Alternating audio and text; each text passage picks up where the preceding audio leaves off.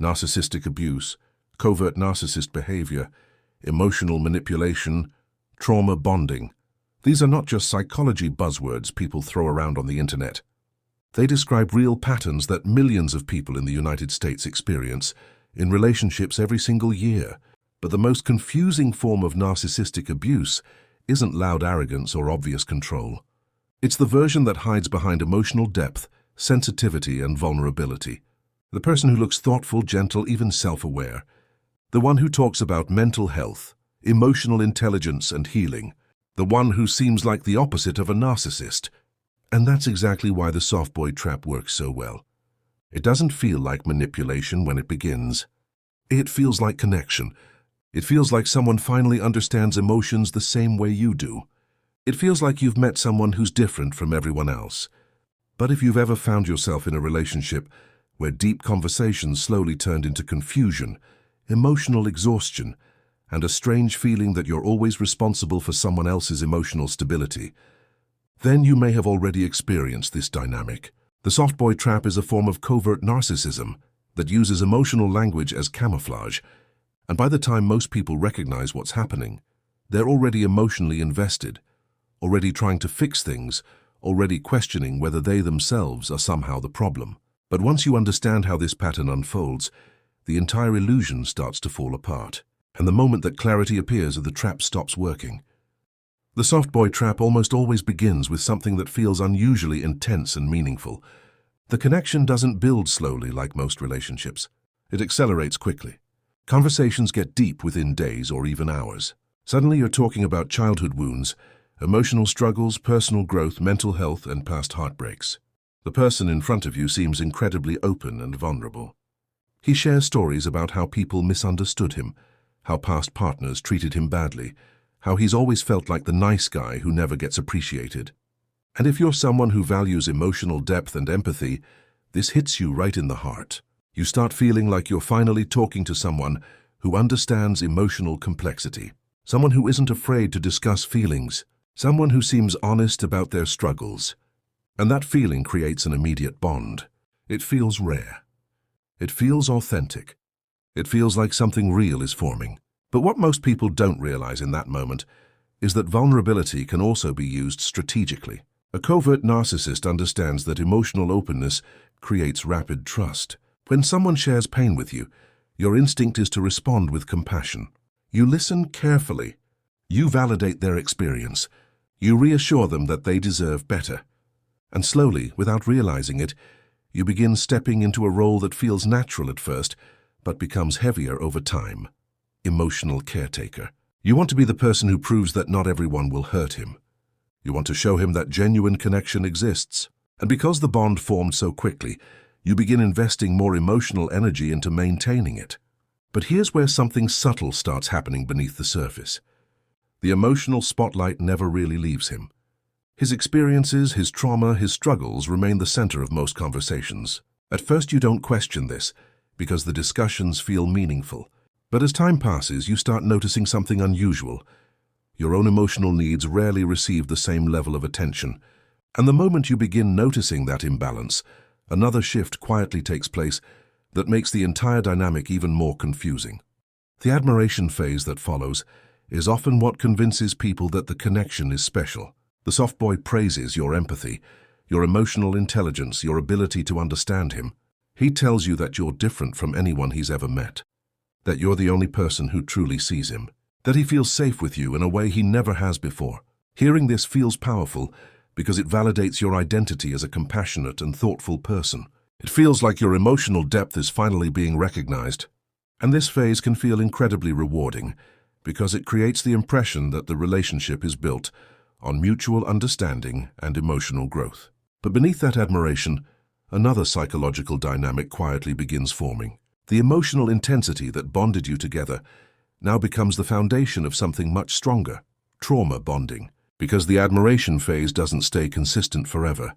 Slowly, very gradually, the energy begins shifting in ways that are difficult to explain at first. The same person who once seemed deeply engaged in conversations becomes distant. Messages become shorter. Attention becomes inconsistent. One day the connection feels incredibly strong, and the next day it feels like something is missing. When you notice the change and ask about it, the explanation often sounds reasonable. He's overwhelmed. He's dealing with emotional triggers. He's processing past trauma. He's just having a difficult week mentally. And because you care about him, your response isn't to step back. Your response is to lean in. You become more patient, more supportive, more understanding. You reassure him that you're there for him no matter what he's going through. And without realizing it, you begin investing even more emotional energy into maintaining the relationship. But here's the detail that slowly turns that support into emotional exhaustion. The more support you offer, the more fragile the situation appears to become. The emotional storms keep returning.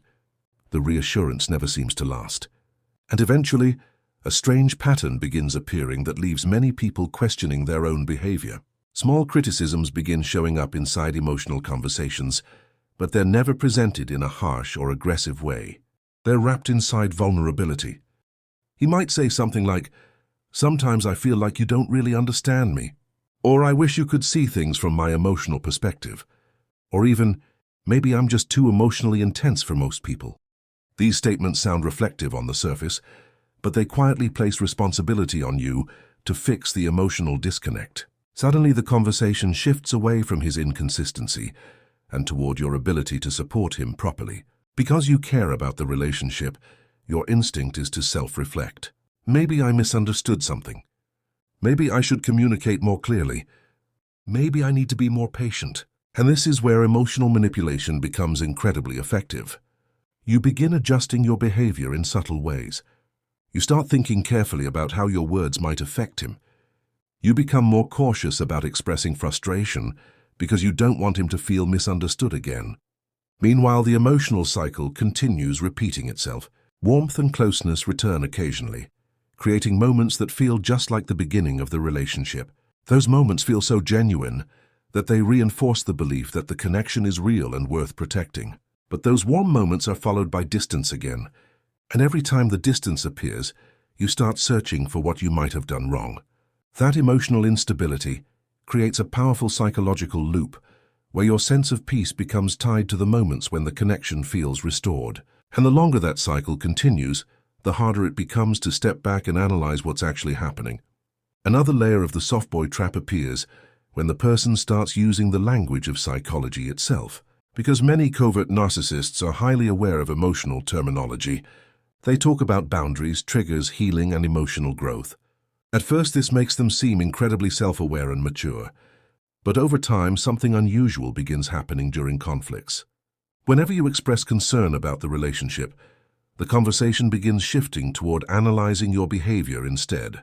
If you express frustration, you might hear that you're projecting your insecurities. If you set a boundary, you might be told that you're emotionally unavailable.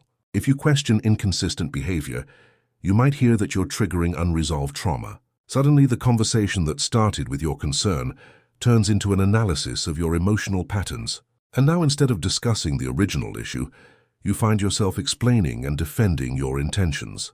The spotlight moves away from his behavior and onto your reactions. This dynamic can be incredibly disorienting because it makes you question your own perception of events. You start wondering whether you're actually being unfair or overly critical.